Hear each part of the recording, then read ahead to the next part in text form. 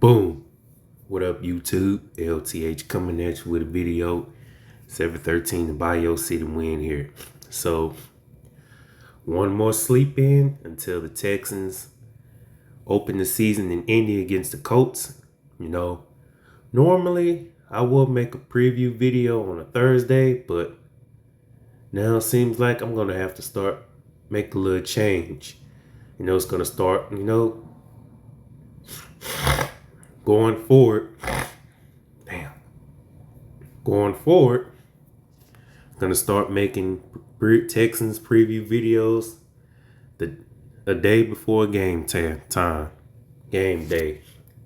Like game day on a Sunday, or if they play on a Monday, it's going to be on a Sunday before game day, before Monday Night Football. Or on a Thursday, it will be Wednesday. Or even on a Saturday game, it will be made on a Friday. So let that be the change going forward as far as Texans preview videos. And also, before I talk about Colts and Texans, it's made my first prediction changes of 2024.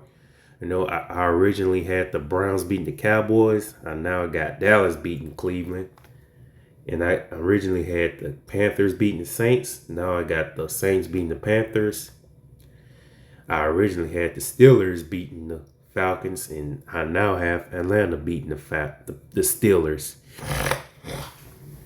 So those are my prediction changes to kick off 2024. And also in other news, former Texans wide receiver has signed with the Washington Commanders. After previously not making it to the Texans roster. Yeah, injury concerns do suck, but would like to kept him because he was pretty solid for the Texans last year. After like a couple big games, Cincinnati and Tampa. But sucks to see him go, but hey, hope he balls out in Washington. So now on to the Colts and Texans. And yes, last time these two teams played, it was for win in the end type game. And of course, the Texans won by a score of 23-19 to make it to the playoffs ending the Colts season. And yeah, they did each split with both teams winning on the road. Anthony, and I get it. Last time the Texans played Anthony Richardson. He kind of tore him up in the early going before leaving the game with an injury. In week 2, knowing that the Colts had the better IQ from start to finish. They ran the ball well week 2 and week 18. And of course, Jonathan Taylor has owned the Texans ever since he came into the league. The same Texans that passed on Jonathan Taylor in the 2020 campaign. 2020 NFL draft when they ended up drafting Ross Blacklock. Yeah, I know it still hunts Texans fans, but yeah, I'm happy that we have Joe Mixon on the Texans. New players. It's going to be fun. I can see this game being a dogfight. So, how do the Texans beat the Colts to kick off 2024? The IQ has to be on point from start to finish, which starts with the defense doing a better job at stopping the run. Anthony Richardson and Jonathan Taylor, slow down the run and make AR beat you with his arm going left, which would be key. Do not leave that man any time to run the ball because he'll gas the defense as well. Just like he did week 2 when they went up 14-0. Of course, the Colts won that game week 2, but Houston has to do a much better job of stopping the run against Indy. And of course, pass rush got to be on point. The D-line got to do their job too. apply hella pressure if it means taking the pressure off the secondary, which shall be fun to watch, by the way. And on the, just like the defense, the offense is pretty much loaded on both sides of the ball. Yeah, they don't have the Nico Autry because of suspension. And yeah, they don't have Christian Harris, who was on IR for the first 4 games.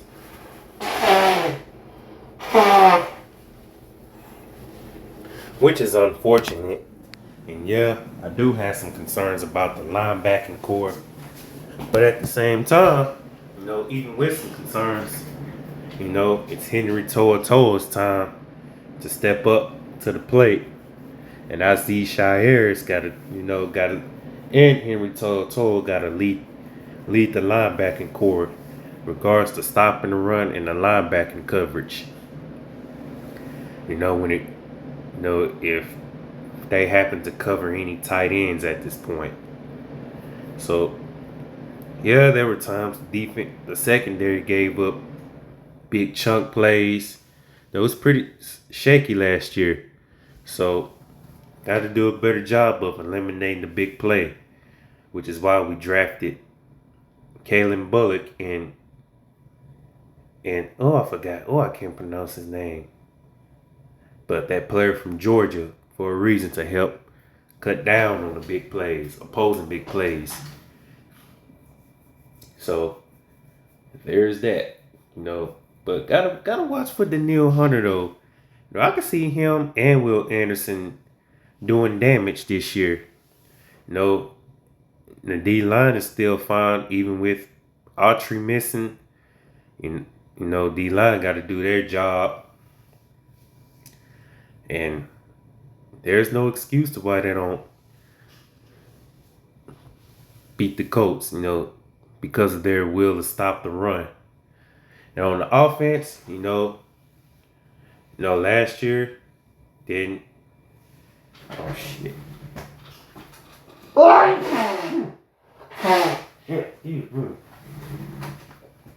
Last year, O-line wasn't healthy to start off the new campaign, but I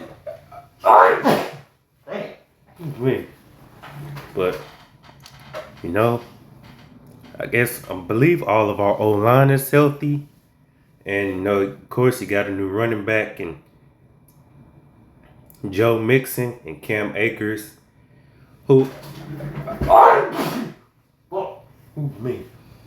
Cam Akers as running back RB2, and Pierce is now running back 3, who's gonna have to show something, because last year too wasn't so bright.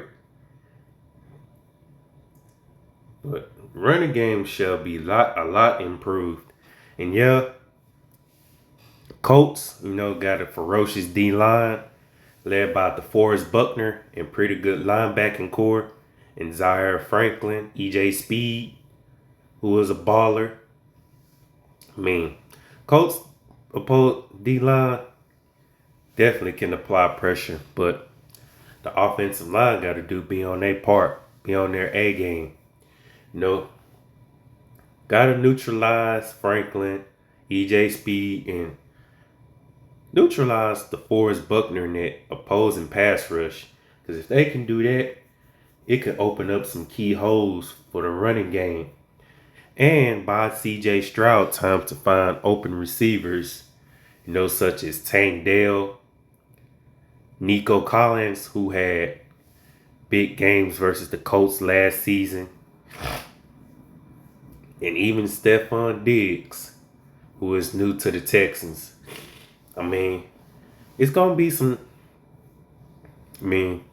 it's going to take some getting used to in this new Texans offense for Diggs, but also get the tight ends involved as well. As far as Dalton Schultz and even Brevin Jordan, get the tight ends utilized too. Receiving course, And even John Mechie, shout out to him for making the roster. And shout out to British Brooks and and Hutchinson, Xavier Hutchinson. But even get those guys involved. You know, and sucks that, you know, Andrew Breck is no longer either hurt or no longer with the team, due to roster cuts. I could be wrong, but let me know anyway. But the key to this game is gonna be, protect the football for the offense, protect the football, get the running game going, and get the running game going. If it means taking a lot of pressure off CJ Stroud, because like I stated, like I stated, I did not want to go into 2024 relying solely on CJ Stroud, because the running game wasn't up to par, which led to Stroud leading that offense by the reins.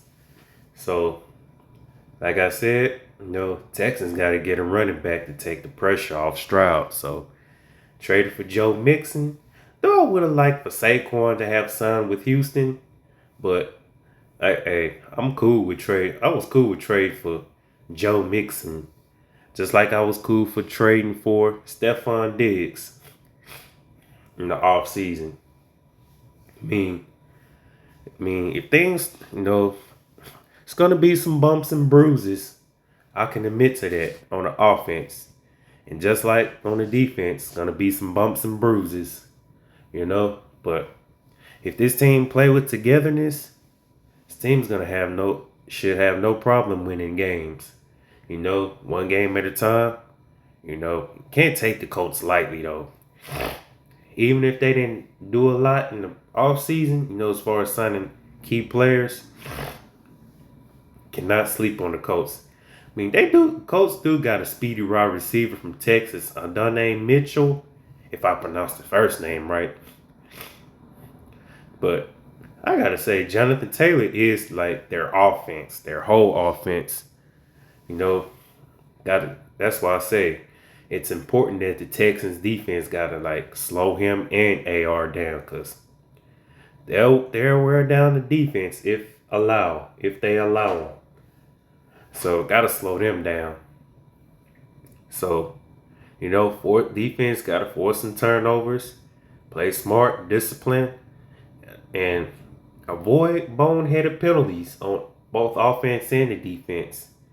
Of course, win time of possession, and avoid staying on the field for too long, because then they get tired, probably based on how the Colts run offense gas out their defense. So, just play smart, handle business, and got a feeling that this team's gonna be fine. Just stay healthy too, because injuries are part of the game. But last thing needed is key injuries. Especially season ending at that. I'll be okay with missing a few games because of injuries, but if early injuries, hey, I'd rather those than late season injuries for sure. Especially when making a push for the playoffs, late in the seasons. But hey, just stay healthy. It's gonna be a fun 2024 for the Texans if they can handle business.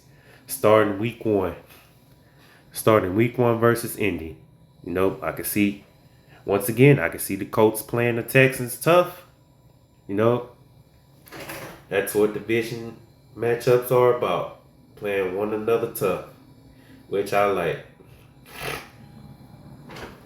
Even when the Texans were sucking, the Texans always found ways to play opponents tough to the end. Obviously losing games, but yeah. So, win the time of possession, win the turnover battle, and outsmart the Colts, when it matters. Just don't do anything foolish, because one mistake can change the complexion of this game and wreck a team's chances of winning. So there you have it. There's my week 1 Texans versus Colts preview. Texans football is back, and I'm looking forward to seeing what this new look Texans team is about, because I already know that the expectations are a lot higher compared to last year, when they weren't expected to, of course, make the playoffs, let alone win the AFC South and win the playoff game. But now in 2024, it's all about the Texans living up to their expectations, And yeah, still humble enough not to get my hopes up way too high like some of these other fans. But yeah, so if I was to have a prediction, I say Texans win by a score of 27-23. 27-23. That's my prediction score. 27-23, Texans win. So there's that. And till my next video, LTH checking on up out of here. 713 to Bayou City, and I'm out. Go Houston Texans, and go Texas Longhorns. Let's get that W today. And the Texans, let's start off week 1. Let's start off 2024 on the right foot. So there you have it. Peace.